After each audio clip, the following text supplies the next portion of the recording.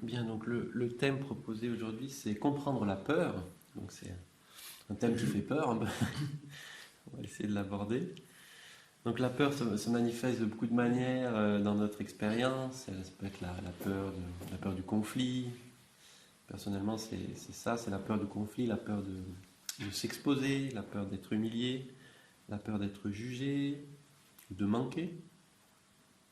Alors ici, avec Angela, on a décidé de vous parler d'un type de peur particulier. Donc le maître Zen Thich Nhat Hanh appelle la peur originelle, une sorte de peur première, une peur racine. Et cette peur, en fait, nous en avons fait l'expérience très tôt dans notre vie, dans notre expérience, puisque pendant 9 mois, on était dans le ventre de notre maman, il faisait chaud, les conditions étaient, pour lui dire, idéales, on n'avait pas grand-chose à faire, notre maman faisait tout pour nous. Et puis vient donc ce moment de la naissance, où on sort du ventre de la maman. Et là, on se trouve dans un monde qui est extrêmement différent. La température change. Il nous faut apprendre à respirer par nous-mêmes. Au début, il faut même apprendre à expulser ce liquide pour faire la première inspiration. Et c'est un moment extrêmement dangereux. Un moment, on dit que à la fois la maman et le bébé sont entre la vie et la mort, un moment donc critique. Et donc de cette expérience, on la garde en nous ensuite. La peur naît à ce moment-là, et elle naît notamment du fait qu'on se sent à ce moment-là extrêmement vulnérable, très faible, et c'est comme si on sent déjà on sait que tout seul on ne peut pas arriver à survivre, qu'il va falloir qu'une autre personne soit toujours là pour nous.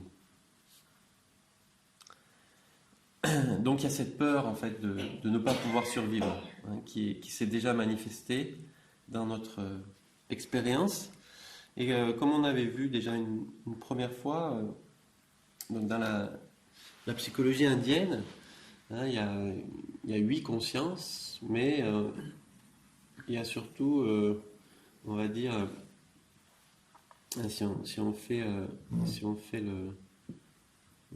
si on représente l'iceberg, ici la partie émergée de l'iceberg et puis là la partie immergée de l'iceberg. Donc il y a la conscience qui est appelée conscience mentale. Donc, les pensées, tout ce dont on est conscient. Et puis il y a dans cette psychologie aussi quelque chose qui s'apparente à l'inconscient pour nous, donc là, ce qu'ils appellent la conscience du tréfonds.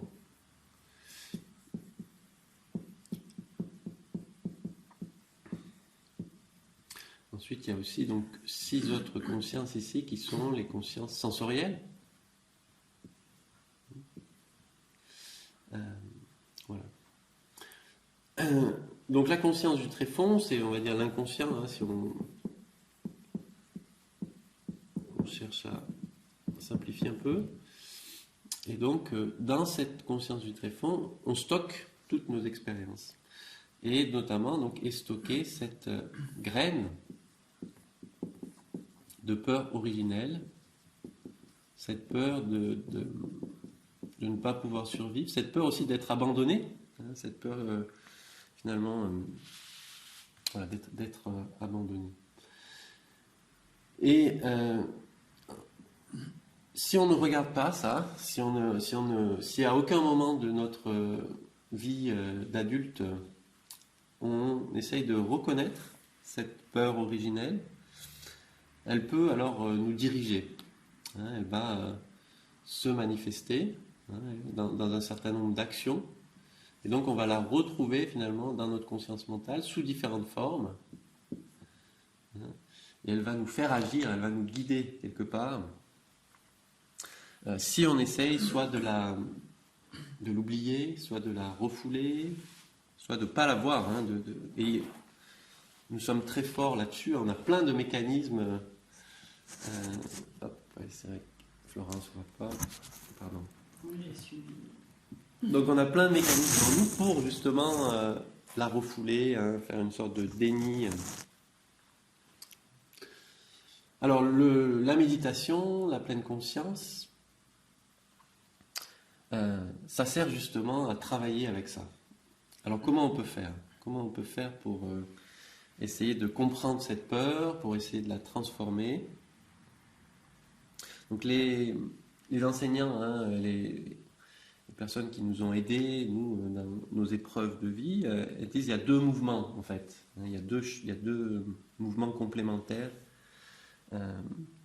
pour éviter que la peur guide nos actions de manière comme ça inconsciente. Donc la première chose, c'est simplement de reconnaître. Hein, et donc là, c'est tout le pouvoir, hein, de la pleine conscience. Donc dans notre conscience du tréfonds, on a aussi cette graine de la pleine conscience. C'est une sorte d'énergie. Hein, et en faisant grandir cette énergie, on va pouvoir aller regarder cette peur originelle. On va pouvoir générer justement suffisamment de concentration en soi. Donc la graine aussi de la concentration. Pour pouvoir ne plus avoir peur de la peur, quelque part. Hein. C'est un peu le sens de la méditation sur la montagne de tout à l'heure. Hein, générer se mettre en contact avec cette présence solide, centrée, stable, avec cette concentration, pour pouvoir aller reconnaître cette peur qui est en nous. Et on peut aussi donc s'adresser à elle, commencer à communiquer, à dialoguer avec cette peur. La méditation, c'est aussi ça, c'est pas simplement le calme mental, augmenter sa qualité de présence, c'est aussi aller dialoguer avec ce qu'il y a dans notre inconscient. J'entame ainsi un dialogue avec cette peur, je commence à négocier avec elle, on pourrait dire. Personnellement, voilà, quand le matin, par exemple, je sais que j'aime beaucoup la couette, Angela pour théorie. Et donc sortir de la couette pour aller dans un monde froid, c'est toujours une épreuve. Et donc il y a cette espèce de négociation qui se fait au sein de moi-même. En tout cas, la méditation permet ça. Permet petit à petit, très progressivement, d'accéder. C'est comme une porte, un accès à ce qu'il y a dans notre conscience du tréfonds. Et donc quand on médite, on va s'adresser finalement aux graines qu'il y a dans la conscience du tréfonds. Et le premier mouvement, c'est vraiment de les reconnaître, de les accepter, hein, de les embrasser. Toujours cette même idée d'avoir chère peur, je sais que tu es là, je sais cette peur, cette insécurité primordiale, d'être abandonné, cette peur de mourir, je sais que tu es là et je l'embrasse avec beaucoup de tendresse. Donc ça, c'est le premier mouvement. Et c'est déjà beaucoup. Mais ça ne suffit pas. Enfin, du moins, c'est ce que nous disent un certain nombre d'enseignants. Le deuxième mouvement, donc, c'est là où la conscience mentale va véritablement entrer en jeu. Cette conscience mentale, elle va avoir pour rôle d'être comme un jardinier, c'est-à-dire de faire grandir un certain nombre de graines, et notamment une graine qui est celle de la sagesse. Hein. Au-delà même de la concentration, de la sagesse. Donc sagesse ou vision profonde. Et cette sagesse, elle est appelée, encore une fois dans la psychologie indienne, la vision de l'inter-être. Alors qu'est-ce que c'est que cette vision de l'inter-être, cette vision profonde ou vision de l'inter-être?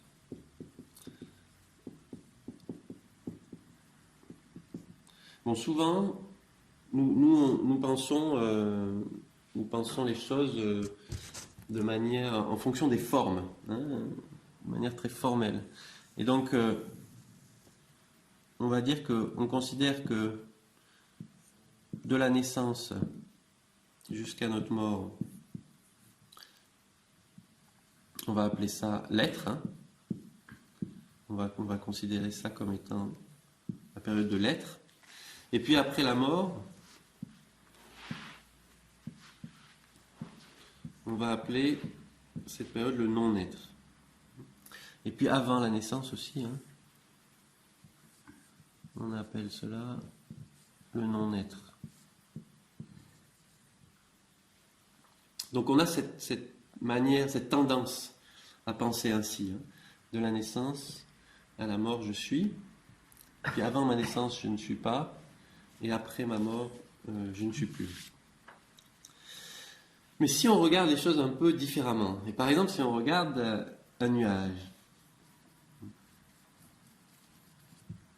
si on regarde un nuage, si on contemple vraiment un nuage avec cette sagesse, avec cette vision profonde, on peut voir que le nuage était déjà là avant sa naissance. Le nuage est déjà là dans la mer, dans l'air, la chaleur qui crée l'évaporation et qui va former le nuage. Simplement, quand un certain nombre de conditions se réunissent, le nuage va se manifester. Et puis le nuage, il va ensuite devenir pluie. Donc quand il va cesser de se manifester, il ne devient pas néant, il n'est pas totalement, on ne peut pas dire qu'il n'existe plus totalement. Il a changé de forme, mais il continue sous une autre forme. Donc quand les conditions ne sont plus réunies, le nuage cesse de se manifester. Mais ce n'est pas pour autant qu'il passe de l'être au non-être. Donc Thich Nhat Hanh a une phrase célèbre, il dit To be or not to be, that is not the question.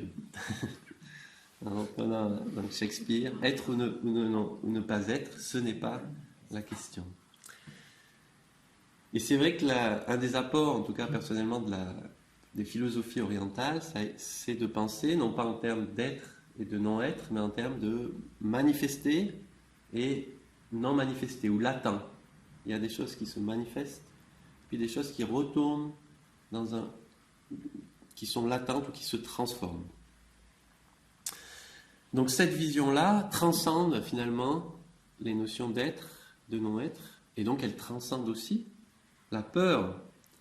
Hein, c'est une sorte d'antidote à la peur du non-être, qui est très présente, encore une fois, là, dans notre conscience du tréfonds. Et c'est ça le rôle, en fait, c'est là notre responsabilité, c'est là où on peut avoir un pouvoir, c'est d'utiliser notre conscience mentale pour changer les paramètres, télécharger un nouveau logiciel, on pourrait dire, faire incarner cette sagesse, et que cette sagesse agisse finalement comme antidote par rapport à cette peur originelle. Alors, on peut dire que c'est le deuxième mouvement parce que la peur peut se transformer. Donc d'abord, un premier mouvement, accueillir, reconnaître, je sais que tu es là. Et deuxième chose, essayer de transformer ça à l'aide de cette sagesse de l'intérieur. C'est pas facile, parce que c'est pas quelque chose qui est simplement conceptuel, il faut arriver ensuite à en faire quelque chose de vécu, à l'incarner, et donc à incarner cette vision dans notre vie quotidienne, cette vision qui transcende la peur du non-être et qui transcende aussi la saisie de l'être.